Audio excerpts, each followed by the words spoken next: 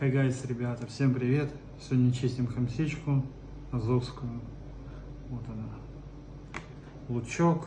Здесь у нас красный уксус. Сейчас почищу хамсичку, еще потом будет у нас маслица. Добавим, чтобы вкуснее было, типа. Не обращайте внимания, что только приболел. Насморк.